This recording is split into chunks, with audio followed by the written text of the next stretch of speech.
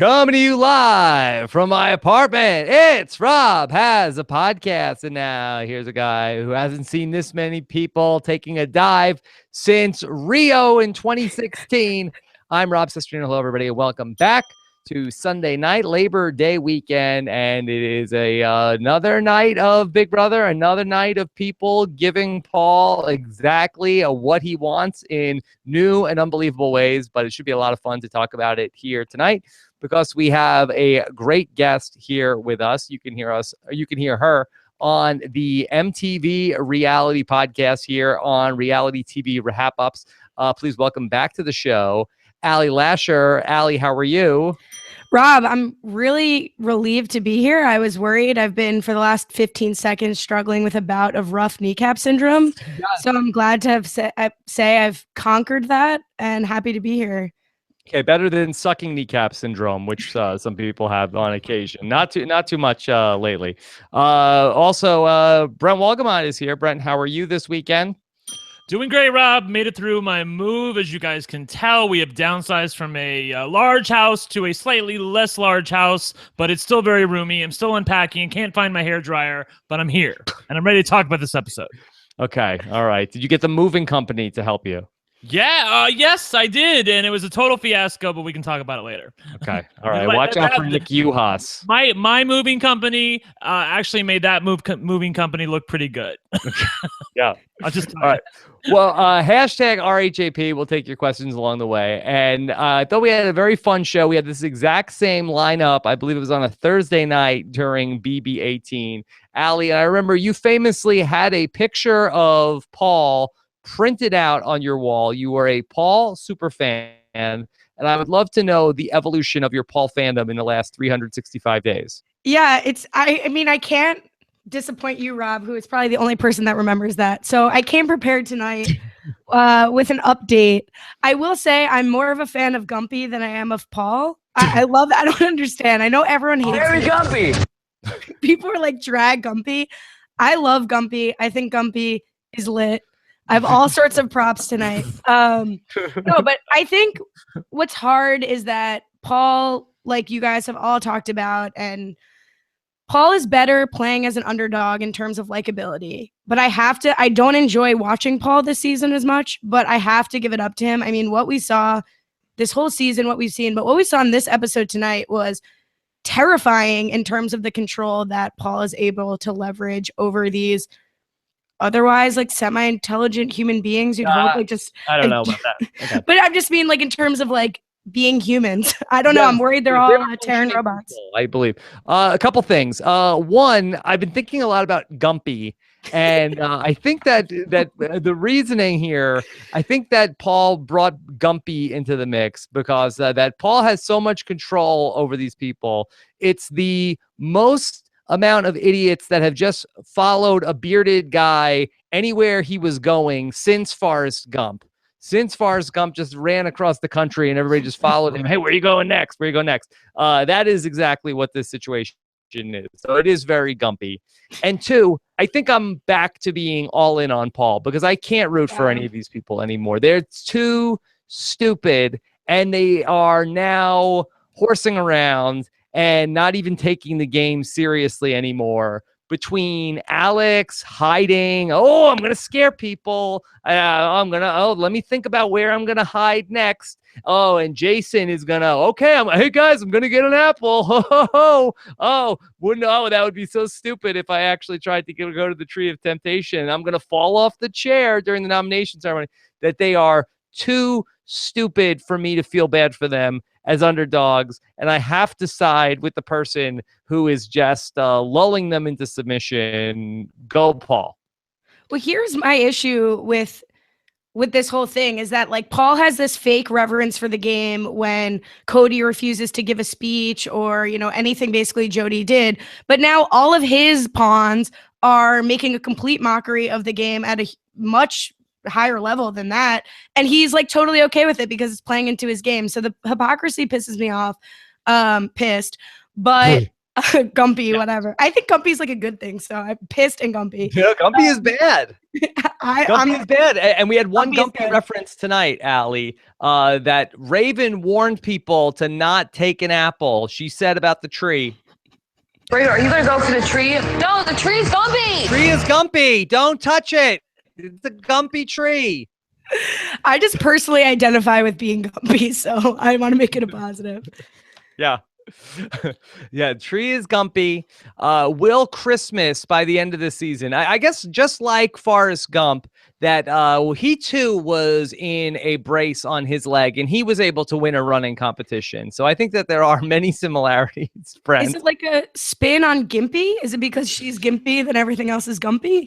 No, I think, I believe, and again, I think that what they're trying to, because Forrest Gump was somebody who was, I believe, as they say in the movie, that he was like a simpleton, that he was a person with a low IQ, that Gumpy is bad, Brent.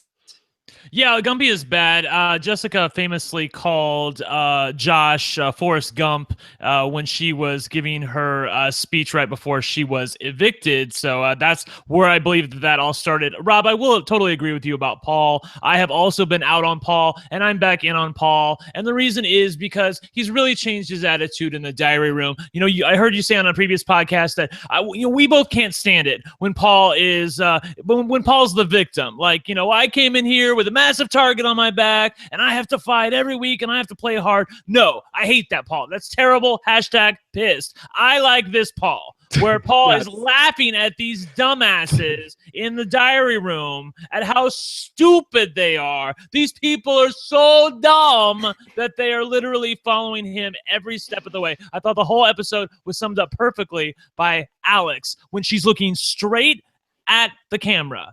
And she says, "Oh my God, that is so stupid for Kevin to listen to Paul. He's going to get himself evicted this week by listening to Paul." Oh, I've got the clip, Brent. Here it is. I can't believe that Kevin was dumb enough to throw this competition because Paul asked him to. He literally is going to get himself out of the game this week because he trusted Paul.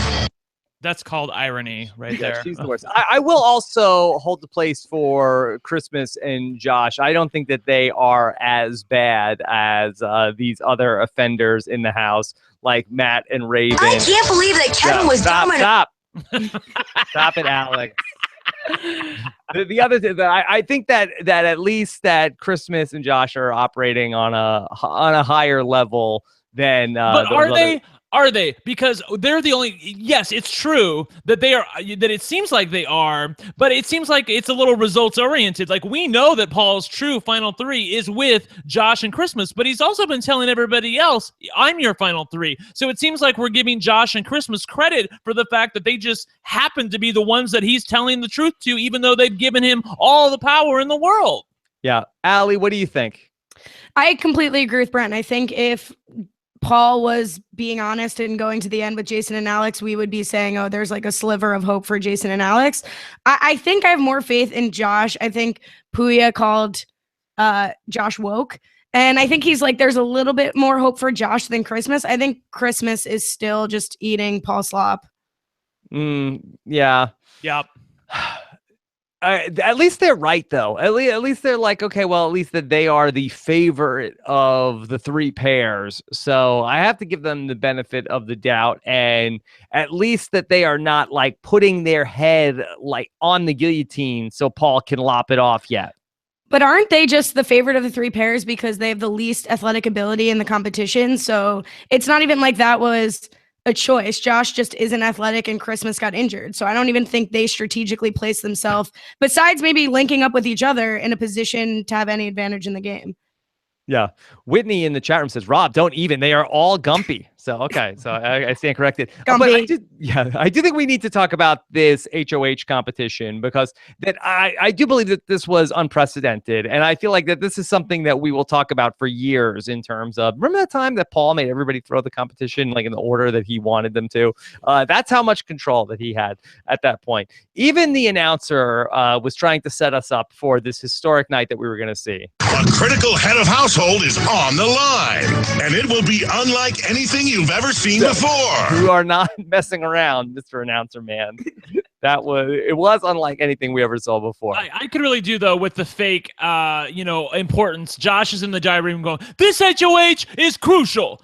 No, bitch, it's not. It's not crucial at all. Like, no matter who wins HOH, you're not being targeted. It means absolutely nothing. Oh, I couldn't stand it, Rob. I really couldn't. Now, all of us knew how this was going to play out. I'm actually interested to know if there's anybody in the chat who did not know the results ahead of time, who was watching this play out, because I kind of think that it was probably mesmerizing in terms of just watching how Paul was able to pull this off. I mean, he's basically like a magician at this point in time, Ali. Yeah, I mean, I knew that Paul basically was going to happen, but I didn't really know how Paul, because I don't watch the feed, so I was just reading sort of updates. I didn't know how Paul was going to be able to accomplish this. So it was crazy. I think it's what baffles my mind is that he's kind of right when he talks to Josh and Christmas that they do need Paul to get to the end. So if someone were to take, I think his argument was, if I'm the one who takes the shot, then they will take a shot at me next week and I won't be able to be with you next week to pull you to the end, which I do think is actually true, which is just sad for Josh and Christmas to be in that position. But what I can't understand is how Paul is able to do these lies and make these plans no matter who is in the room. So the scene on the episode where Josh was in the room with Jason and Alex and Paul, isn't Josh at all like alerted to the fact that Paul is so convincing in these lies that maybe he's lying to me also? Brent, do you want to feel that?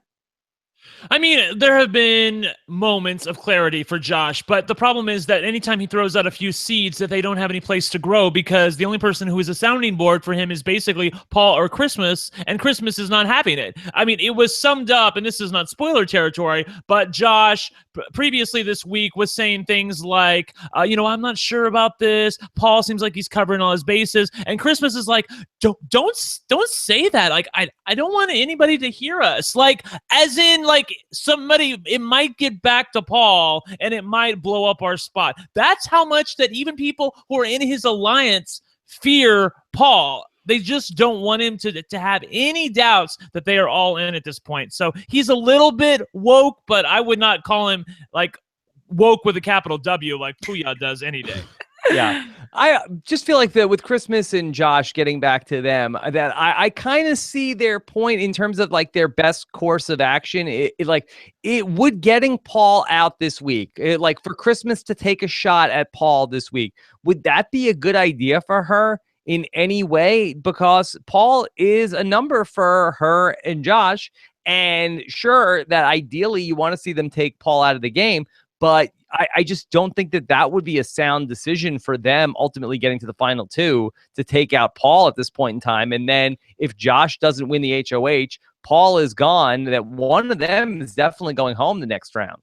Yeah, I can take your point, but it just seems like they are getting to the right decision for the wrong reasons. And they don't know for sure that Paul is telling them the truth. They just happen to be guessing that he is actually the one who they are faithful to and who Paul is faithful to himself.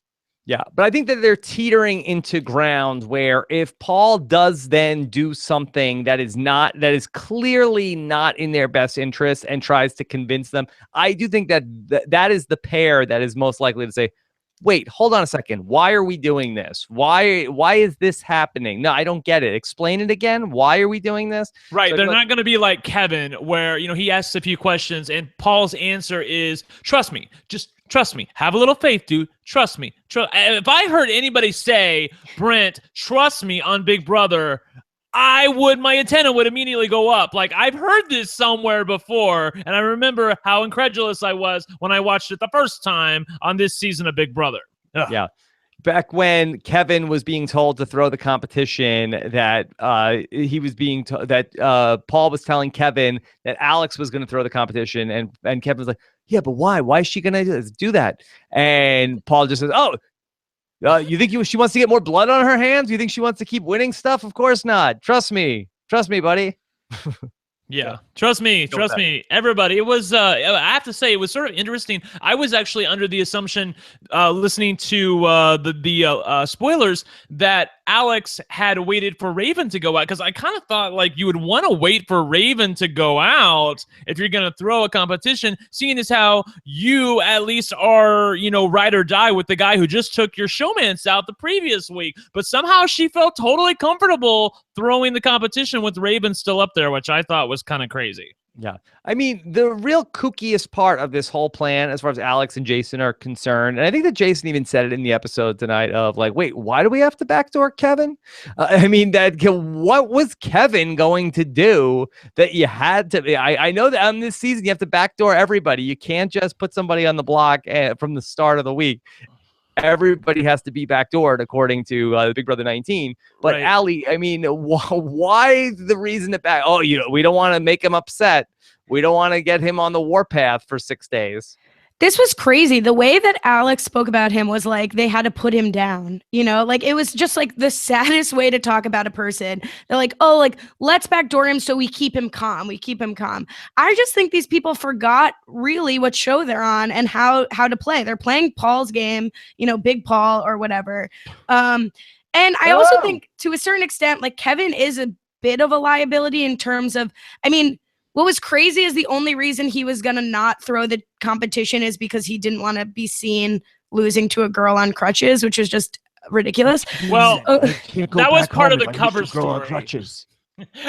Sorry, I stepped on your joke, Rob. The thing was he didn't want to be a have-not. And he knew if he finished last in the HOH competition again, he was probably going to be a have-not again, and he can't stand being on slop, just like he was the previous week. So that's part of the reason. Again, I think he was using the whole I don't want to be finished behind a girl who's on crutches as cover story for the fact that he was really just concerned about getting to eat.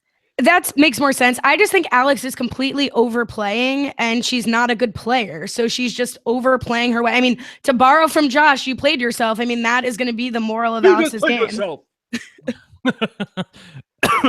me. I wanted to say something really quickly about Jason. When he was talking about the tree, and he was laughing, saying, you know what, I don't want to paint a target on my back. I'm like, dude, take a look in the effing mirror. I mean, you are the one guy on the season who has consistently been able to beat other people in athletic competitions. Paul is the only other athletic guy left in the cast right now. And to top it all off, you're expecting a baby, and you're a generally cool guy who everybody seems to like. How can you not see that you are the biggest target in the game? I mean, I guess to his credit, he does see it a little bit, but it's the same problem with Josh, that he doesn't have a good sounding board. He goes to Alex, he wants to talk about it. Alex is a complete doofus and says, dude, we're totally fine. And so he's like, okay, dude, we're totally fine. There's just nowhere for these seeds to grow.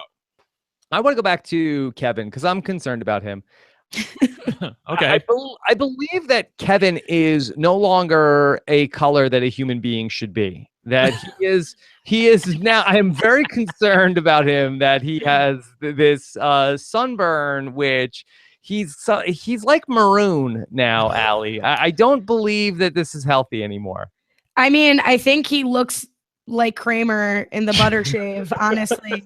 So maybe he's been buttering with his toothbrush. Yeah. I don't know. Like, I agree. Like, Kevin is not well. Kevin is not the fun Kevin we've seen that I loved over the first, I don't know, it's day 72, so 40 days of Big Brother. How long have we been doing Paul? This? It's awfully hot in here for a penguin. I don't know.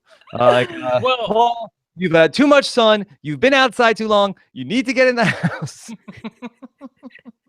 I am concerned about Kevin too, but I'm also concerned about his emotional well-being because he doesn't seem to be doing great right now. On the other hand, I feel like Kevin sort of wants to have it both ways, where he wants to open up his mouth and tell people what he thinks is the plan. Like you saw him walking with Jason, and he's like, so what do you think's going on? Like he can't help but want to tell him what the real plan is, because Kevin basically knows at this point in the story what the real plan is. But then when he gets, when people hear that he's messing up their plans and opening up his big mouth, then, we all want to feel bad for him, but we can't feel bad for him because he's the one who opened up his mouth in the first place. Well, what's he supposed to do? He can't talk to anybody?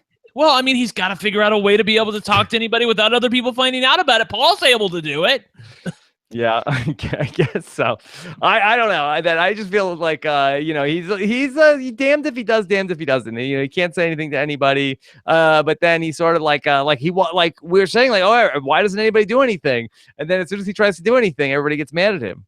I think Kevin's been on the decline since he was crying in the freezer. I think ever since then, that's been sort of like his. He wasn't crying in the freezer, Allie. That the guy has second-degree burns all over his body. He's trying to fix himself. There's no aloe in the freezer. I think.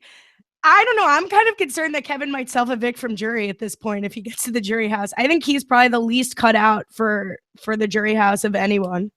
That's possible. I mean, somehow they managed to keep Cody there, so I don't know if they have, some experts there that keep people locked into this jury house. Just to go through just the order of what Paul pulled off tonight. So he wanted Christmas or Josh to take the shot at the pair of Jason and Alex. So the first thing he needed to do was convince Alex to throw this HOH. She said she would only do it if Kevin threw the HOH. So then he had to go and convince Kevin to throw this HOH. I mean, this is like the plot of some contrived sitcom, Allie. Yeah, I mean, this is like it's almost like the thing on Big Brother where you always see like the person desperate to try to stay and they'll say, oh, if you can convince those 3 people to do it, I'll do it. And that obviously is never going to happen, except only in this season would Paul be able to pull something like this off. Yeah. Then he has to go and convince Raven to do it. And Raven is also all too happy to screw over Jason and Alex because that she wants to get her vendetta for them screwing over Matt last week. Brent, we all said that this plan was so crazy that Paul was trying to pull off, but it really seems to have been, the whole thing has worked without a hitch of getting everybody to be firing at everybody else. It really has. It's masterful work. That's why I said I agree with you that I'm all in, that everybody else at this point, until I see some evidence to the contrary, is just too stupid to root for. I cannot root for anybody else at this point except for Paul because he's the only one who's really playing the game. Everybody else is just following his lead. They're saying things like, well, Paul, we don't want you to go up on the block. We'll do it for you. Like, I mean, that's actually taking place this season. I'm like in that territory. A couple times saying to Christmas, like, oh, well, I'll go up on the block as a pawn. I guess it's my turn this week. Yeah, I know the house won't vote me out if I'm next to Kevin. That's her pettiness, though, Allie, because she wants to be on the block next to Kevin. This is when they were only going to use 1 pawn. Of course, it evolved later into 2 pawns, but at the time it was 1 pawn, and she wanted to sit right up on the block with Kevin because she's that effing comfortable. Like, she just does not see, like, Allie, I want to hear you. Please tell me that you have heard Alex talk about friendship. Like, it's like Paul's all about friendship, dude. Like, I mean, like last season was all about friendship. He's not going to screw us over. Please rant for me about Alex. Look, from one petty person to another with Alex, like I would like to be able to sympathize with her. I could see that's the issue with Big Brother. Rob often says like Big Brother is like who people actually are and Survivor's who you want to be or something like that, right? Right. But Big Brother is like, if I, God forbid, was ever on Big Brother, I whatever, but I'm not. I'm in the comfort of this small box that I'm in. So, I mean, the thing is like Alex is so distracted and every other player in the house is distracted by these Gumpy potatoes and they can't see the forest through the trees. So this little forest. I will say to plug my own show here, the challenge this season is all about revenge. And we see these players coming in with these little revenge plots. Oh, you threw me in, so I'm after you. And they're not going after the big fish. They're going after these little tiny vendettas that don't mean anything. And that's what's happening here. Like Alex is so comfortable and so trusting in Paul's friendship, which I agree, Brent, is completely bullshit and ridiculous. Oh, sorry, ridiculous. And she's just so distracted like by her little fake vendettas, just like Jess was, honestly, with Alex. And it's just very, very frustrating. Yeah.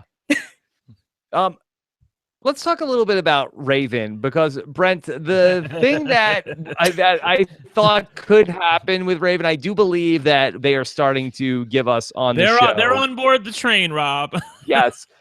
We are getting the Raven exposed party, but we're getting the version of, isn't this fun? Isn't this cute? This is her thing, that she's a hypochondriac.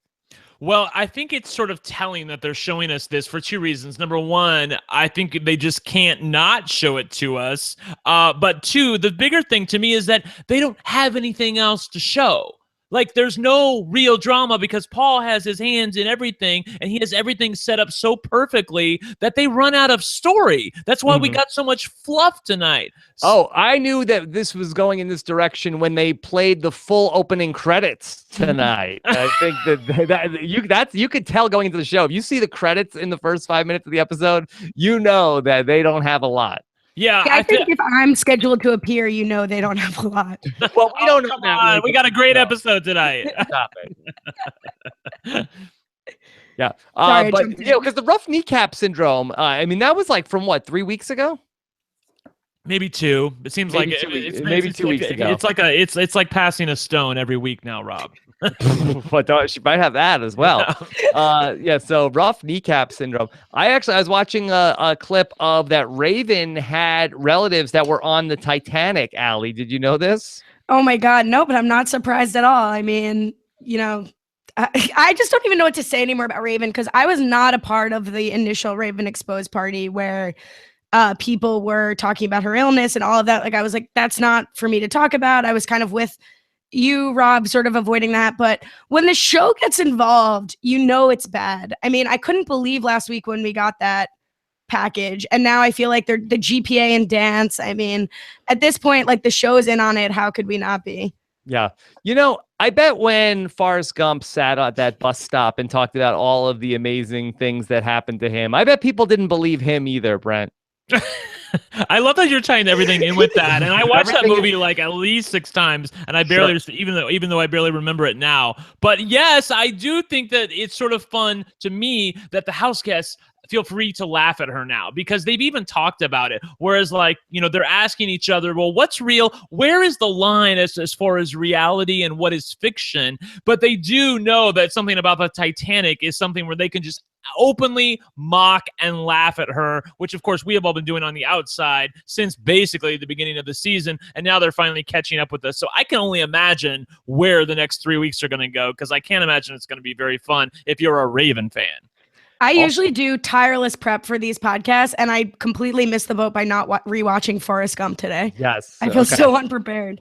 Forrest Gump also invested heavily in Apple, which was a key part of the Den of Temptation. So another similarity between... yes. Ali, I cannot believe that they spent this much time on that stupid tree. Like, it's not even part of the narrative right now. I can't. Why? I'm like, Matt, why are you talking about it? These poor editors, honestly, I just felt complete sympathy for the people who have to edit this show, because when they did the commercial lead ups, one of them was, will the first player in the power veto competition or in the HOH competition throw it? That was like the big suspenseful moment in the first one. And then going to the second one was, clearly if Jason was going to take the apple, they wouldn't have shown him walking into the diary room, which they barely even showed Mark doing when he took the apple. They would have showed him opening it up. What is it? So it was just like these poor people who are in charge of building suspense here. I mean, my heart goes out to them. Yeah. One other thing on Raven also that I thought we got to see a lot of her talking about how, me and Paul now are fine now that Matt's gone. She described her relationship with Paul in a unique way, which I've not heard before.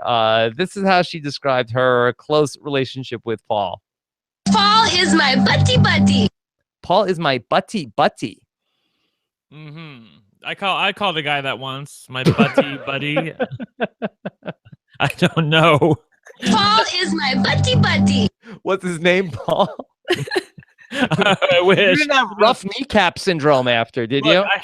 That wasn't on the Terrence show interview. Yes. Right? I know we want to have fun with Raven about this, but I honestly say to you in all seriousness that Paul did some really good work here. Like, the fact that he is giving her what she needs, like, he knows that now she's with him, like, totally, because he always talked about this. I'm gonna be the third to every pair, and whatever pair gets broken up first, I'm gonna become the ride or die with that person, and they're gonna be all in with me. And she is. And he also gave her like the physical contact, the fact that he was hugging her and touched her cheek and kissed her on the forehead. Those are things that make Raven feel like a star, and she wants that. So she's all in on Paven.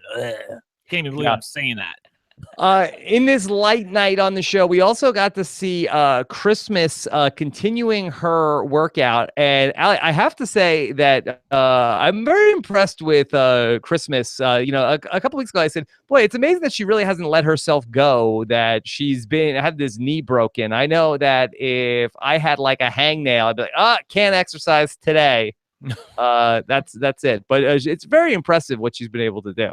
I honestly thought this was I think I tweeted it, that this was like the perfect episode for me to podcast about until I saw the fitness package, in which case I have absolutely nothing but shame for myself to add. No, Chris, I don't know what she was doing when she was like caressing her body, talking to it, saying she's mistreated it, but she was talking to her stomach. Did she call it? She was talking to her body.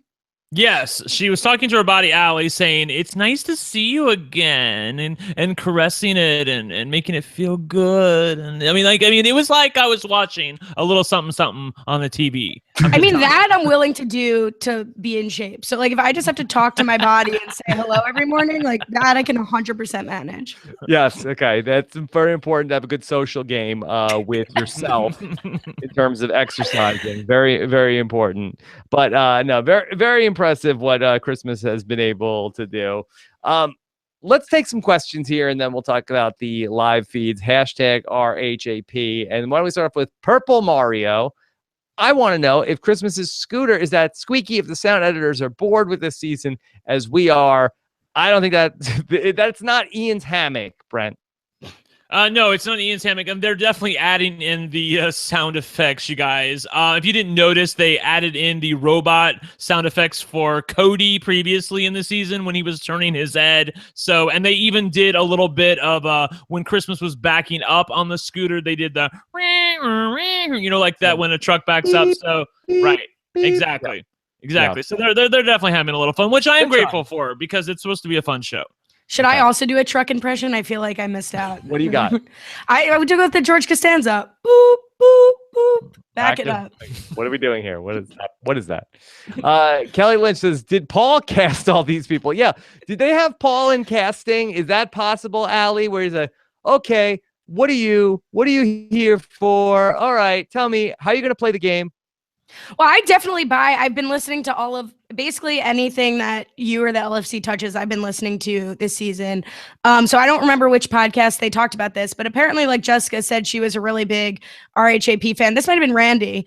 But like, I really do believe that they asked in casting, like, what do you think of Paul? And if you didn't like Paul or would be an adversary to Paul, you could either not know who Paul was and then they would show you, or you could be a huge fan of Paul. If you're not an anti-Paul person, you were not put on this season. What about Cody? Well, he didn't know who Paul was till they showed him, right? That was the... I thought he did know. Brent, what did Cody, because he talked about like I didn't like this guy last Yeah, time. and I think he also he watched the show because he's a fan and he's applied and he was trying to get on I think Survivor as well. So I think he's definitely a fan of Big Brother because he watched the show last season and said, if you watch the guy play last season, he didn't get to the end by loyalty. That's for damn sure. He kind of did as far as Victor goes, but as far as everybody else, he was totally fine screwing them over. Brent, I want to ask a question. I was thinking about this today. I feel like that going back to last summer, I feel like that people didn't like BB18. I feel like that people were down about BB18, and I feel like that people were saying that it was not a good season, but I can't remember why. In hindsight, it feels like it was a really good season. In hindsight, it feels like it was a freaking phenomenal season. The best season of the show. We had blindsides. We had people getting, put on the block who weren't expecting it. People weren't feeling like they had to backdoor everybody. We had like the guy crying at butterflies, and how cool was that? We had Davon giving the business in the jury house. BB18 was everything. I think I soured on BB18 toward the end because it was Nicole at the end, who I couldn't really stand, and I didn't really respect her game very much. No offense, but I was rooting for Paul. And then this season, I got my wish, more of Paul. And, I guess it's be careful what you wish for. People saying the care packages, Ali. That's what did it in. Yeah, I mean, which Paul had a big fat care package for the first 3 weeks of the game. I think what it is like you need people who are rivals in the house to sustain it. Like when Jody was in the house, at least like I had interest every week, and I'm not aggressive live feeder, so I was enjoying these episodes. But now at this point, it's just it's a slog. I think we talk about this, Brian and I talk about this on the challenge all the time. Like you can't just have one person running their way to the end, and then I guess it will be satisfying if Paul wins, but at what cost? Like I'm exhausted 72 days into the season. Ali, that's a good point you bring up. That you and Brian do a great job covering the challenge. How do they deal with that? Where it's like, okay, Johnny Bananas is basically deciding what's going to happen next. I mean, how does that show deal with situations like this? Yeah, so in those seasons, it's kind of just like this. In this season, there's a noticeable change in casting where the male side, at least of the card with Bananas, are all really extremely power players and a super athletic, and there's a healthy dose of the new people they keep trying to cycle in. So they basically make it, this season have made it chock full of athletic threats who can stand up to Bananas, where he's not just like Paul who can win all of the challenges or convince them to take out the other male threats who could win the challenges. They're not able to do that this season on the challenge. Okay. Let's take a question from Andres. Odd how Christmas was cleared to compete in a physical HOH comp. Brent, did that strike you as odd that they let her participate in this challenge? I think, honest to God, that they would never, ever have let her compete in this challenge if they didn't know what was going to happen already. I think this was Big Brother playing a little games. I think they knew that Paul had everything lined up, and they thought this would be a historic moment. I think it's like laughable. I mean, I even tweeted at Big Brother, that's some scintillating television you're producing there by having everybody just fall out of a competition. You know, Taryn always says, you know, he doesn't watch Big Brother for the competitions, and I'm like, well, this is what you get, bitch. When nobody is competing, this is the kind of television that you get when no one cares about the competitions whatsoever. So yeah, I don't know how she was cleared to compete. I think they just knew that there was a very high probability that Paul's plan was going to be able to be pulled off, and they like the craziness of Christmas winning a running competition, and also the fact that if Christmas is the outgoing HOH going into next week, then they can do whatever they want for the competition the following week without having to say, Christmas, you have to sit out. So I feel like that's why they did it. Yeah, and we have the double eviction coming up on Thursday, which we have not talked much about since we found that out on Thursday, so we can speculate a little bit more of that in the spoiler segment. Something I don't understand about this Ready, Set, Veto competition, what I don't understand is why are there 5, not that anybody got to the finish line, but why are there 5 buttons on the finish line and you could press any of them, Ali? Does that make any sense? Brent looks like he has something to say to this. So can I punt to Brent? Because I was ready. The rant I was waiting for from Brent is why Christmas was cleared to play in this challenge. Yes. I don't even think she should have been cleared to be in the starting position. She was like on all fours when she started. She couldn't even be in the holster. But I defer to Brent on the buttons. Yeah, Rob, if you go back to the previous times they've run this, actually, I watched it just so I could know actually what I was looking for, because I swear there was a button for the foot as well as the 2 hands, and I wanted to see if they removed it just to help Christmas out. Actually, there wasn't. I just wasn't remembering correctly. So my memory is obviously shot, but what is not shot about my memory is the fact that I remember that they let you choose whatever button to press when you're running down the lane. But after that leg takes place, that button is covered, and so the next time you have to choose a new button. So you just have to strategically decide where you want to hit the button, and then whatever button you choose is covered up for the next time. Of course, they never even got to that. Yeah, Paul didn't plan that far ahead of what button everybody should push if they actually ran a leg of this race. Sure he would have, though, Rob. Yes. Can I ask you a question about this? And I'm not one to normally say like production setup or whatever, but how do they draw spots here? Because it seemed to me pretty convenient that Paul is flanked by Kevin and Alex, the 2 people he needs to convince subtly to throw while he's in the challenge. That's a good point. Yeah, Ali, I don't know what you're talking about here. Like, take off your damn tinfoil hat. I mean, like, this is all in the up and up. Come on. Mm-hmm. That's not the Brent I know. I mean, what do you want me to say? I mean, like, all I can say is that they don't seem to really care much about the competitions. Like, I looked to that week that there was all of this great tension in the house, and they had a damn putt-putt competition that, like, literally had no drama in it whatsoever. And there was nothing there, and they could have had so much great human emotion. Brent. Yeah, so they don't care at all. I don't think they care enough to rig a competition like this. I really don't. Okay. This is from Ian. He says, I'm pretty sure that Jason and Alex will campaign against each other if the veto isn't used. Is this game about to get blown up? Okay, well, let's touch on we'll talk about the veto and everything going on there when we get to the live feeds. Let's take one more question when we talk live feeds. If we have one, maybe we don't. Okay. This one. While talking to Paul, Alex says, if you don't want to scare Kevin, you put up Josh. Does Alex not know that? Does Alex know Paul's not HOH? Yeah, I did think this was an idiotic thing for her to say, like to try to say, oh, that'll really get Kevin convinced because Christmas would put Josh on the block. What? Why would that be something convincing that Christmas would put her ally on the block? I mean, Allie, they are just so snowed. I mean, they think that Josh is with them. They have no real read on how they're terrible when it comes to reading the room. They just have no real clear vision of where the pieces are on the chessboard at this point. Yeah, it's really not good. Okay, let's go ahead and dive into our live feeds from over the weekend. We'll talk about the veto and everything going on there on our live feed segment. So let's dive into that. The Office of Civil Defense has issued the following message. This is a spoiler. Warning. A spoiler. Warning means that an actual Spoiler. against this country has been detected and that protective action should be taken. Okay. All right.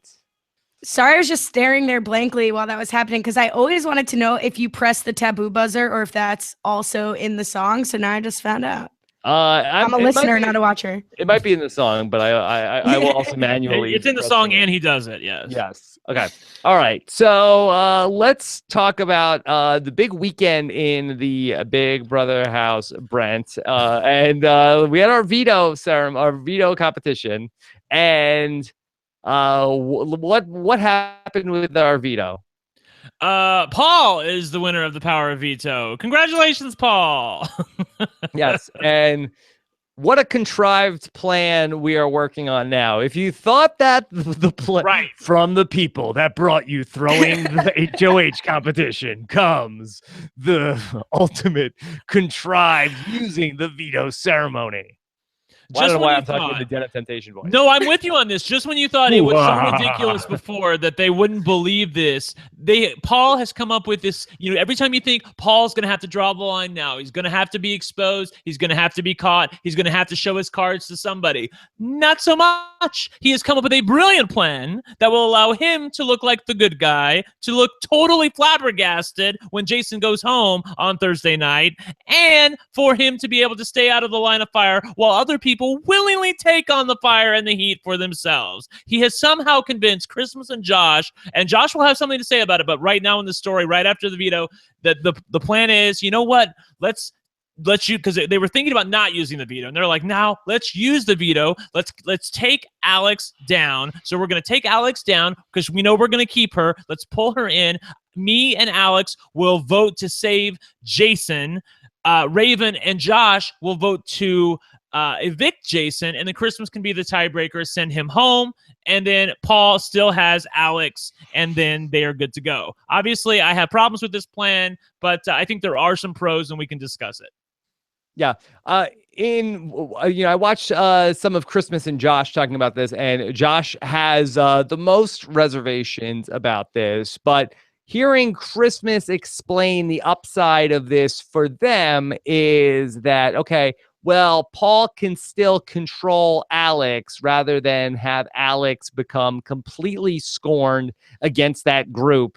And potentially, if she wins the next HOH, putting up some combination of Paul and Christmas and Josh onto the block, two of those three, where they can't get themselves off. Whereas if Paul is still working with her, that a worst case scenario, if she wins the HOH, she can still put Kevin on the block, and Kevin would potentially, or she could put Kevin up with somebody, and then they can vote Kevin out instead of one of them. Do I have that right, Brent?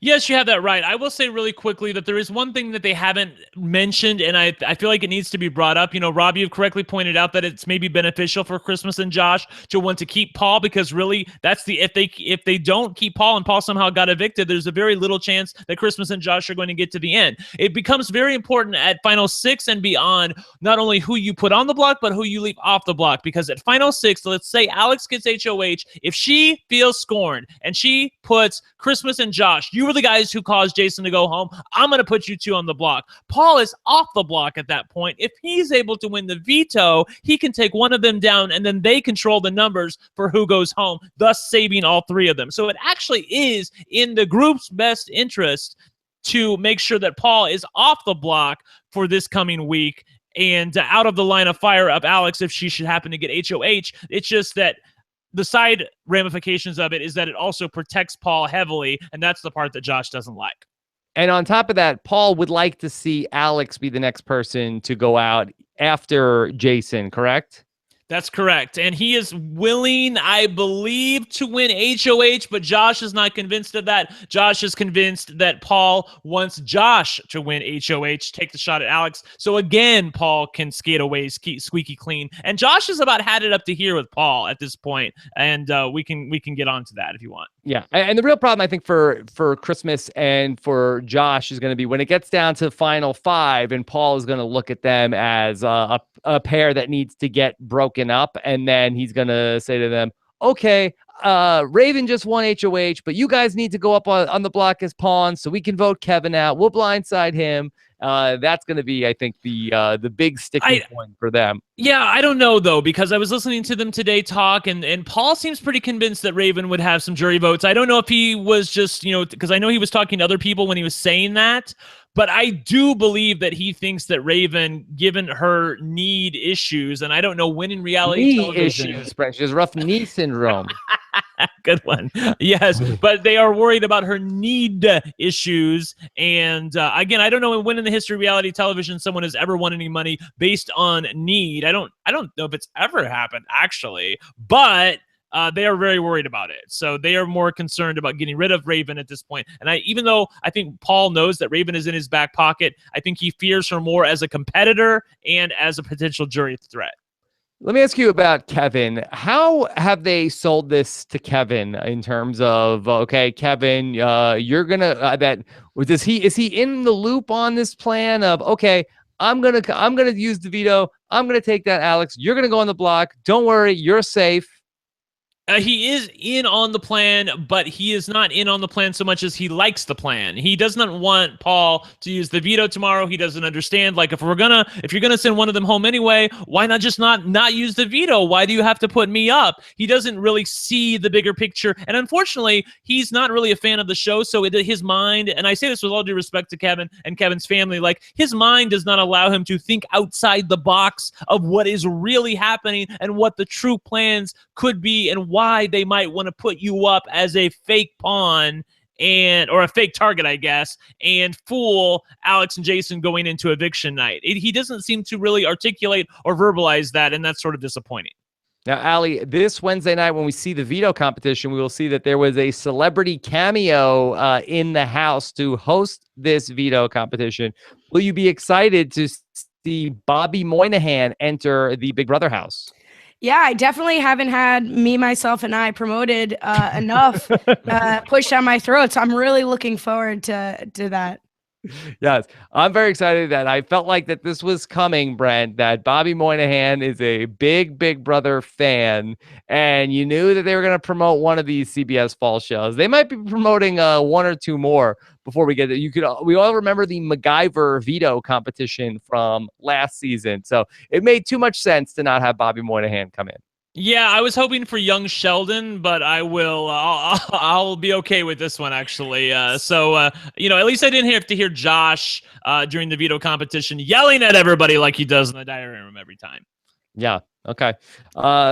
Then Brent, any other highlights from the weekend? Sorry, I thought you were going to go to Ali. I put a piece of candy in my mouth. Okay, Ali, what candy do you think Brent is eating? I mean, I'm not that inept at talking about live feeds that you'd have to ask me what candy Brent's crushing over there. Yes, I had gummy lifesavers. crush. What I was going to tell you is that Josh, God love him, has gotten progressively more and more irritated with the fact that Paul is trying to have it both ways, is trying to have his cake and eat it too. He has talked to Christmas about it. Christmas, obviously, like I said previously, not really listening to Josh, but he has continued to beat the drum. I'm talking about Josh as far as, well, why does Paul even have to use the veto tomorrow? Like, why can't Paul just not use the veto tomorrow? And then he'll be drawing a clear line in the sand, and we're all in this together. But then at one point in the narrative earlier today, Paul, talked to Josh, and he said, "So, do you not want me to use the veto tomorrow?" And Josh is like, "No, you have to use it." So Josh is he's very passive aggressive with his whole talking to Paul. Like he's scared of Paul. He doesn't want to piss him off. But then later on this evening, him and Paul got into a discussion and got to the point where Josh was like, "I want to discuss this plan to not use the veto tomorrow." And Paul is like, "Look, we're not discussing it now. I know what you're going to say, and your plan won't work." Like, he's basically shutting him down.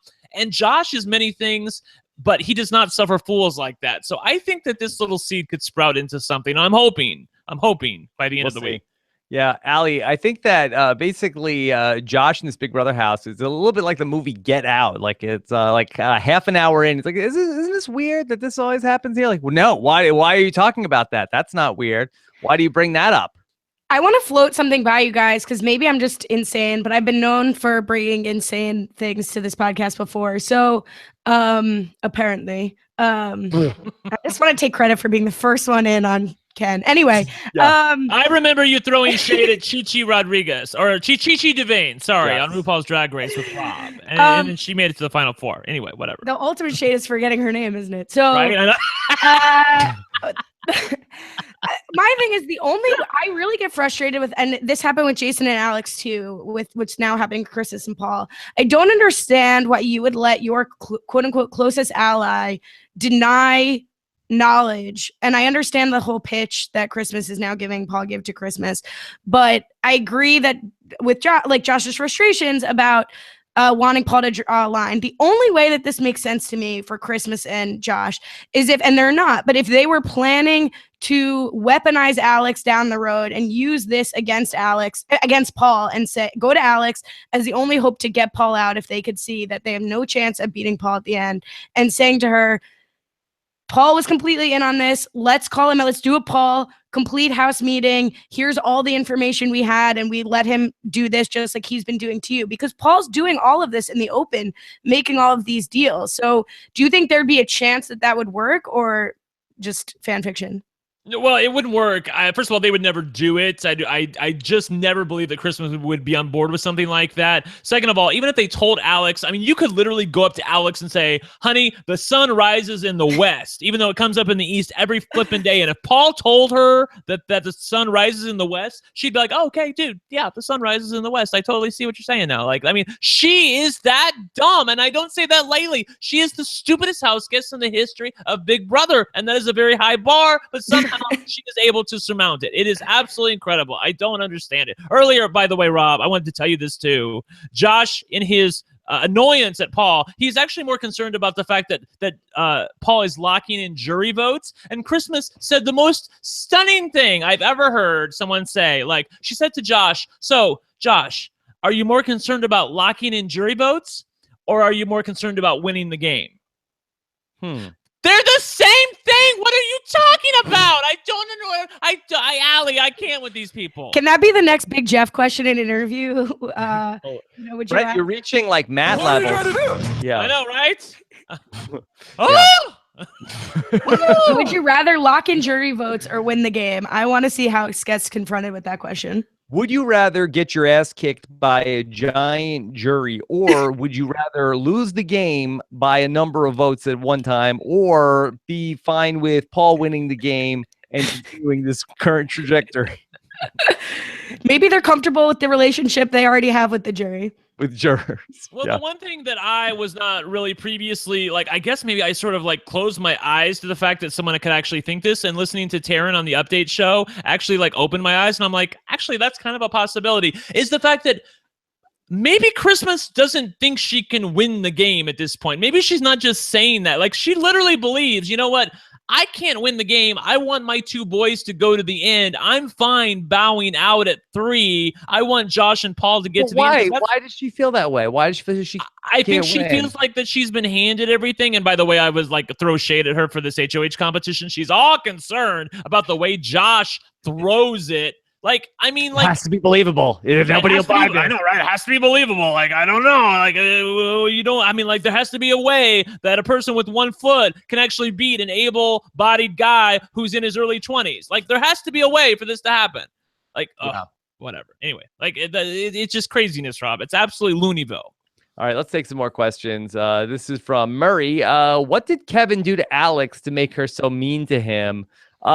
Short answer is nothing. Right, Brett? Right? Nothing. He's done absolutely nothing. I mean, seriously, it is my one issue, and I know that the chat room will be with me on this, is that the Big Brother don't do it. The Big Brother refuses to show Alex for what she is. And I can't even call her on RHAP what I want to call her. She is so mean to Kevin, and it is so outside the bounds of normal civilized society. And I'm used to seeing uncivilized things on Big Brother, but she is absolutely and utterly mean to him. I am so sick of this cute little funsy edit of Alex on the TV show when she is a complete and utter horrible bitch to Kevin on the show, on the live feeds, every flipping day. She's absolutely obsessed with him. She says about the meanest things to him. She makes fun of him to his face, and he's done absolutely nothing to her. Whatever. Anyway, whatever. I'll stop. Yeah. Nope. She definitely owes the editors at least a some sort of a cookie basket at the end of the season. Yeah, and we're not going to get it either. We've got one more episode and then the double eviction, and odds are she's going to go in the double eviction unless she wins the HOH. So whatever. We're not going to get our pound of flesh with Alex. Okay. This is from Shakespeare 527. So can Christmas now put weight on her foot, and how might that affect Brent's theory that she would lose the final 3 comps? All right, Brent, how about this? Now we saw her compete in this physical challenge. Yeah. Do you think that she could compete in a final 3 challenge? Oh, I'm sorry. Did you see her put any weight on that foot? Because I didn't. I saw her hop down the goddamn lane the whole way like she was actual rudder. Like when she said she was going to compete on 1 foot, that's exactly what she did. They wouldn't even let her put weight on the booted foot. So girl, bye. She's still not going to be able to compete in part 1 and part 2 of the HOH competition. Credit to her, though. That was pretty impressive hopping. She like moved. I actually didn't think she would have automatically lost to every single person. Now, Brett, that in terms of the part 1 of the endurance competition, there's none of them that she could be competing in, or I have not found anything. I have looked back. She can't get the thing wet. Is that what the exactly? The yes, is? Exactly. I have not found anything in the history of Big Brother that would allow her to compete. And she also usually like you're hanging on to something and you would fall onto the mat. She can't even do that. Like so I mean, there's no way that she, or, you know, like on Big Brother 8 when they were standing on the stump, or when in Big Brother 10 when they were on the airplanes. I mean, you're always going to fall onto a mat or into a vat of something, and she can't do that. Yeah, that's tricky. All right. Johnny Silvera, where does the Tree of Temptation rank among the worst BB twists ever?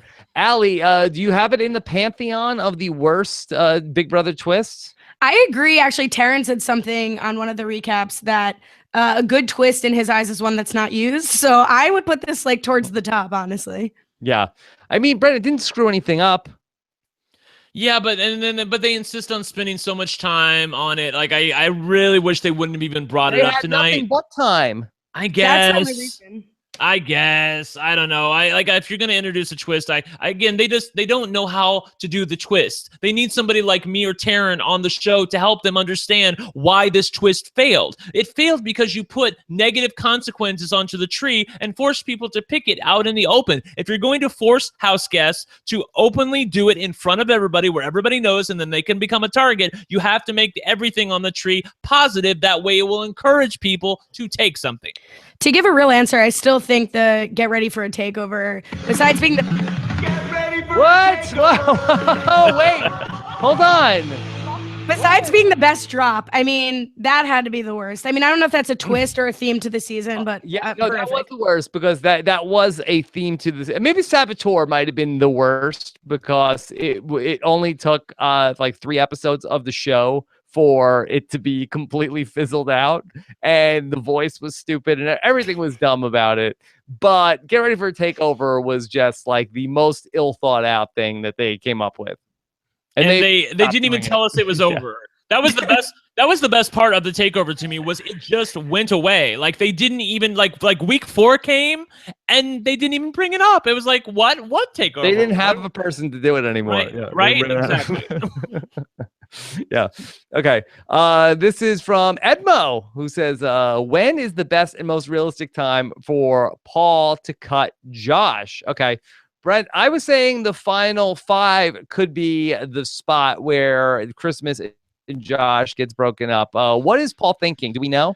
I don't know, and I would love to know. I wish he would talk to the cameras and tell us what his true intentions are. I still think that he is afraid of Raven, that he will take Raven out at 5 if he can. I think he will take Kevin to the final 4. I think he will cut Christmas at 3 and take Josh to the final 2. That is my read on where things are. I think he thinks that Josh is a laughing stock, that Josh hasn't made relationships with the jury. The thing is, though, that Raven is aware that Josh is a viable jury threat, and I was scared when I heard that, because if Raven's thinking that, I have to believe at some point Paul is going to at least examine the possibility that, you know what, maybe this isn't the person that I want to take with me to the end. Maybe Christmas looks like a more inviting option. On the other hand, Christmas has generally good relationships with people. She can be a bitch sometimes, but she does have generally good relationships with people. And they all know that she was a real feisty woman even before she hurt her foot, and she came back from that. So he may be afraid of that story as well. Look, after being burned in the final 2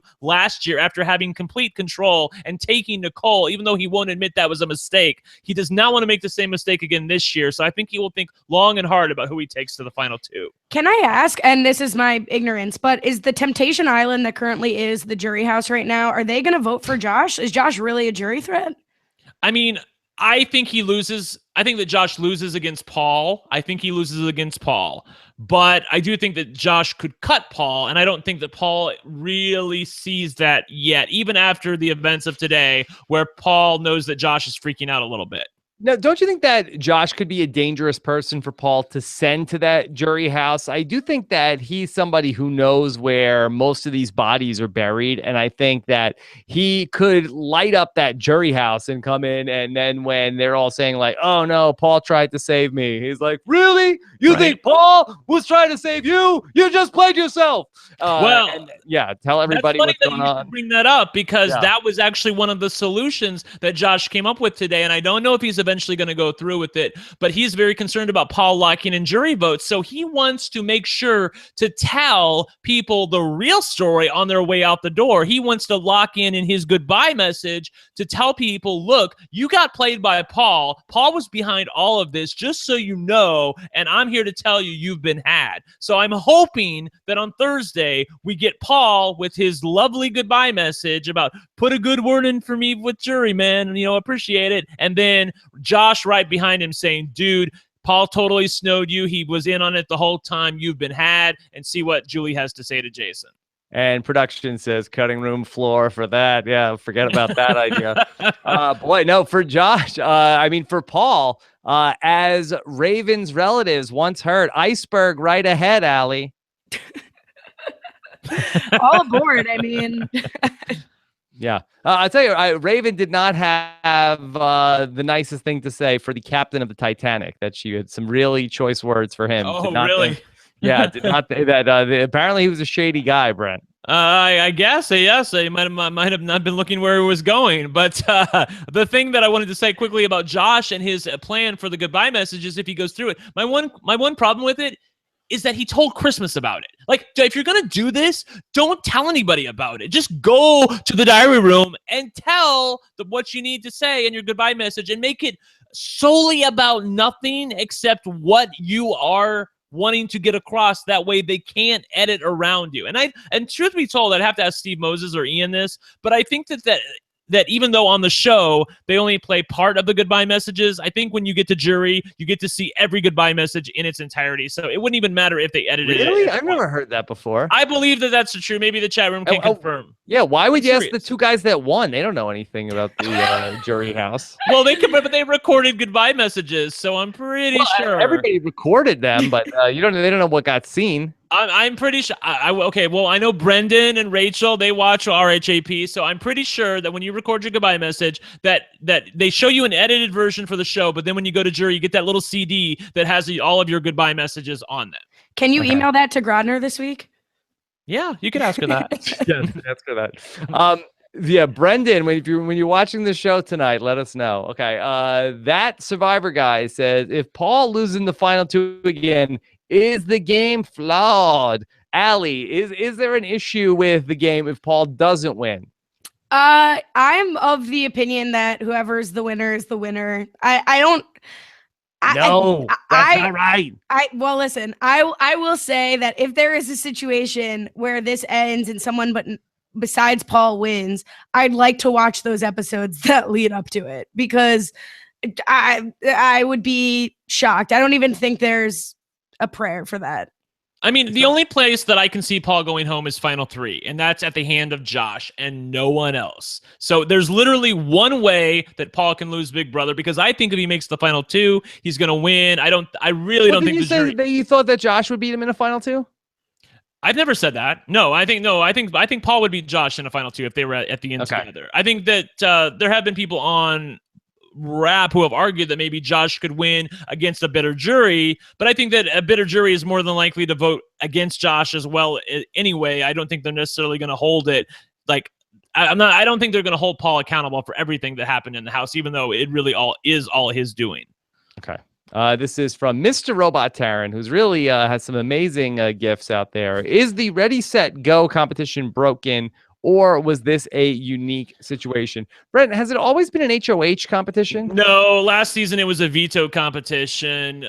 This was the episode where Davon was the replacement nominee. Paulie was put up on the block by Paul, ironically, and Paulie won the Ready, Set, Whoa competition against Victor in the final two, and it was actually a real race. And then Paulie took himself off the block. Davon went up on the block. Davon went home. That's what happened. So it was a veto competition. You really watched the whole episode. I did. This season is broken more than any of the individual challenges. I would say. I agree. Yeah, the challenge is fine. It's just that in a regular season, that there won't be one person telling everybody what to do and when to lose. That's really other than having it be like some roulette wheel to decide the HOH. That's what we need. Yeah. We see, Brett, you're always complaining about like, oh, these random competitions. Like, that's what we actually need those to make there be some variance that nobody can throw it. Well, it's because, you always want what you can't have. And now I'm getting exactly, what I didn't want, which was like everybody like all in on the plan, doing exactly what Paul tells them to do. So now I'm begging for some variance, where a couple weeks ago I couldn't stand it. And I couldn't believe that they had it as an actual competition. Okay. This is from Katanga. Should producers have Flash go sooner during the competition to make things interesting, or is it better TV to enable Paul's plan? Brent, you're like, what, are you congratulating yourself? No, I'm saying I thought the same damn thing. I think the producers were in on this. They knew they would have showed like 20 minutes worth of words to make sure that Paul's plan played out exactly the way, so they could say this is a historic moment on Big Brother, and they get the absolute idiocy of someone with a broken leg winning a sprinting competition. That's what they wanted. But then where is the producers don't care enough about the challenges? Because that would support him being flanked by Alex and Kevin. I don't think they care that much. Yeah, whatever it is to make Okay. A couple more questions. Johnny D. Silvera says, was there any talk on the feeds why Christmas was allowed to compete in this HOH competition? What's the procedure here, Brent? Does she know ahead of time where we've talked to the doctors, you're going to be able to compete in the next HOH, or does she just walk out in the backyard and they let her know? No, well, I mean, the problem is that the feeds always go down, so we never know. I've never ever seen her know ahead of time. Usually, I mean, it's my understanding that she finds out at the time. Basically, they assume that she can compete in anything unless the doctor rules her out. So she walked into this competition. They didn't say anything about Christmas, and she was allowed to compete. What do you know? All right. Harper Elizabeth, Josh is the only one doubting Paul. Why aren't we seeing that on the show? Brent, do you think that we will see that by Wednesday? Well, Ali, Whistle is doubting Paul occasionally, but Alex is always there to bat away his suspicions. And I feel like left to his own devices, Jason actually does have a pretty good head for Big Brother. Like, he generally is aware that things aren't right, but he consistently goes to the worst people for advice, or to the very person who's orchestrating his demise in Paul and asking, do you think there's something going on? And of course, Paul's like, well, I don't know. I mean, I might be the one who's backdoored this week. And he's like, what? Like, and he's like, well, if you use the veto, then I'll go up. And Jason's like, what? No, I can't let that happen. It's just, again, total idiocy. Okay. Let's do one more question if we have one, or not. Okay. Either we're stuck or not, but either way, that's fine. All right. Fun recap tonight. Oh, we have a challenge theme question that just came out. Okay, hold on. We're just stuck. Okay. Andrew Kirk says, who is gonna double cross Paul if anyone does, Ali? No one. I just love the reference to the challenge. Double cross the reference to the challenge. Yeah. What is double cross? Is that like some game mechanic, or that's a term they throw around a lot? So it's the new way they get into elimination. The 4 people up for elimination, men and women, or however many there are, will draw either a single cross or a double cross, and that person will decide who goes in. It's very juicy. If you're tired of Big Brother, there's a juicy season of the challenge happening right now. I might have to get on board. I've been saying I would not take on another reality show, but it's looking pretty good, Ali. Brent, if you watch, you are coming on the podcast in like 1 second after you finish the episode. Okay. Okay, check that out. Of course, you can hear Ali and Brian talk about the challenge Dirty 30. That's the name of the season? Yeah. It's borrowing from Survivor, I guess. Wow. The 30th season of Survivor coming up. All right, let me tell you what else is coming up. 30th season of the challenge, I should say. We have the Big Brother overnight update will be back for Labor Day. No barbecuing for Taryn. That he will be back 10 a.m., 7 a.m. Pacific. Josh Wigler and I are going to be bringing you some previews and interviews with the new Survivor cast. We will be starting those. We'll have 2 per episode. We'll have 3 coming up this week. Look for those, I think, starting Wednesday this week. So just to be clear, I'm sorry, I'm sure there are people who have the same question as me. So sure. You got to interview people who are on Survivor before the season. Like when is this? When did the interview take place? And what is it? How does it happen? Josh Wigler went to Fiji with a list of questions that I had. He recorded interviews about 10 minutes long with each of the 18 new Survivor contestants. I have not heard what he came back with yet. Ooh, okay, cool. Listen to those together, and I'm going to hear them for the first time when you guys hear them, and then react to what their answers were. So very, very cool. I like that idea. I'm sorry, I've been moving all week, and I haven't been keeping up on what's been happening. No problem. And I understand the confusion because Josh also is doing a podcast series, First One Out, which is that's what I thought it was. Narrative first-person introduction to this cast that he also recorded on location in Fiji, where he is trying to discover which survivor might be the first one out based on meeting them and interacting with them over his time the days before the game started in Fiji. Well, as long as it's not Cole, based on the picture that I just saw that flashed on RHAP. We'll see. We'll see. All right. Of course, LFC Roundtable is also going to be back. That is going to be coming up on Monday night, 8 p.m. Eastern, 5 p.m. Pacific. And then, Donnie Thompson is going to be back. I love Donnie. I think I posted a Twitter poll recently, like, what was the worst fake scandal that, like, Donnie was, like, a genius and not actually a gardener or groundskeeper, or that Kevin isn't actually a stay-at-home dad. So I feel like I can't wait to hear what Donnie has to say about this train wreck. Okay, Donnie Thompson coming up on Wednesday night on the podcast. So looking forward to that. Should be a lot of fun. Ali, do we have a hashtag tonight? I have nothing besides Forrest Gumpy. I thought we were gonna go with like rough need syndrome. Yeah, that's good. Fine. Rough need syndrome. I was also gonna pitch the new Raven catchphrase with Paul. Paul is my buddy. I'm still trying to get a job. I don't really want to be that's fine. Associated with any. That's fine. Okay, so so rough need syndrome, and don't forget that as I was just sent a tweet. It is September. It is Rough Knee Syndrome Awareness Month, and as it was just pointed out to me by @Shari L Phelps, be sure to wear your sandpaper ribbon for Rough Knee Syndrome Awareness Month. Okay, the prop I should have had. Yes. All right. You can follow Ali on Twitter. She's @LashTweets. Brent is @OneLuckyGay. Thanks so much to Scott St. Pierre behind the scenes. And make sure you subscribe to the podcast. Go to robhasawebsite.com/iTunes. Take care, everybody. Have a good one. Bye. Bye.